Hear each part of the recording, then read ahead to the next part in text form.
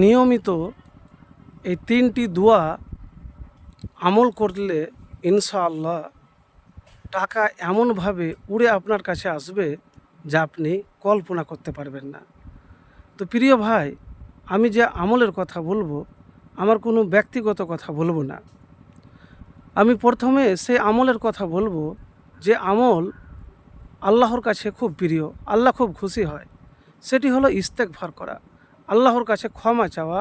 বারবার আল্লাহর কাছে আপনি ক্ষমা চাইবেন, কম করে দিনে 70 বার বা 100 বার বা যতবার আপনি পারবেন, আর তওবা করে আল্লাহর দিকে ফিরে আসবেন।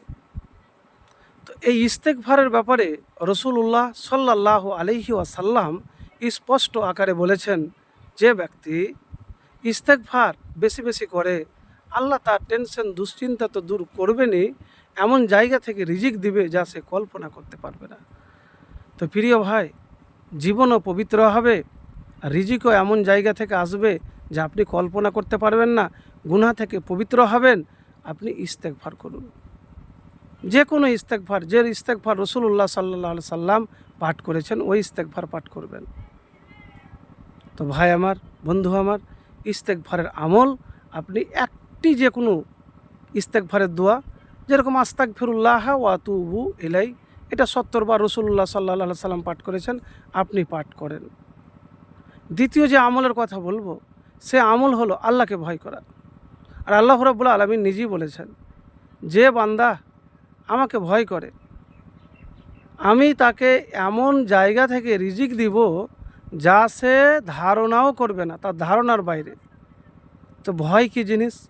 ভয় মানে চলতে ফিরতে উঠতে বসতে সব সময় আল্লাহর ভয় আপনার থাকা লাগবে। আপনি যে তাকাবেন, সে তাকাটাও যেন আল্লাহর ভয় থাকে। কোনো খারাপ জিনিসের দিকে তাকাবেন না, খারাপ কথা শুনবেন না, খারাপ কথা বলবেন না। তো সব সময় আল্লাহর ভয় আপনার যদি থাকে, আর যদি ভয় করতে পারেন, তাহলে আপনার ধারণার বাইরে আপনি রিজিক পাবেন। 3 নম্বরে যে দুয়ার কথা বলবো, এটি রাসূলুল্লাহ সাল্লাল্লাহু আলাইহি সাল্লাম শিখিয়ে দিয়েছেন। আল্লাহ রসুল সাল্লাল্লাহু আলাইহি সাল্লাম নিজেও পাঠ করতেন। তো এই দোয়া আপনি বেশি বেশি করে পাঠ করবেন। তো এই দোয়া পাঠ করার আগে আপনি অবশ্যই দুরূদ শরীফ পাঠ করবেন। এবারে বলবেন, কেন দুরূদ শরীফ পাঠ করব? দুরূদ শরীফ পাঠ না করতে গেলে কোনো আমলই কবুল হবে না, দোয়াই কবুল হবে না। কোন দুরূদ? আল্লাহুম্মা সাল্লি আলা মুহাম্মাদিন ওয়া আলা আলি মুহাম্মাদ কামা সাল্লাইতা আলা ইব্রাহিমা ওয়া আলা আলি ইব্রাহিমা ইন্নাকা হামিদুম মাজিদ। আল্লাহুম্মা বারিক আলা মুহাম্মাদিন ওয়া আলা আলি মুহাম্মাদ কামা বারাকতা আলা ইব্রাহিমা ওয়া আলা আলি ইব্রাহিমা ইন্নাকা হামিদুম মাজিদ। তো এই দুরূদ শরীফ, দুরূদ ইব্রাহিম আপনি পাঠ করবেন। তারপরে আল্লাহুম্মা ইন্নী আউযু বিকা মিনাল ফাকরি ওয়াল কিল্লাতি ওয়াজ জিল্লাতি। এমনভাবে রিজিক, টাকা আপনার ঘরে আপনার কাছে উড়ে আসবে, এমন জায়গা থেকে আসবে যা আপনি কল্পনা করতে পারবেন না।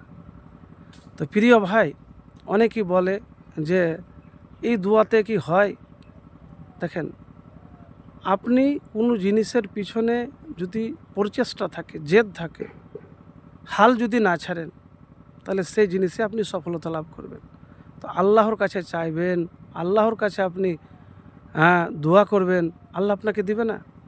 যদি পারফেক্টলি আপনি আল্লাহর কাছে চান, আল্লাহর কাছে দোয়া করেন, আর আল্লাহর প্রতি যদি ভরসা থাকে, তো ইনশাআল্লাহ পাবেন। শুধু আমাদেরকে ধৈর্য ধরে কষ্ট করে আল্লাহর কাছে চেয়ে যেতে হবে।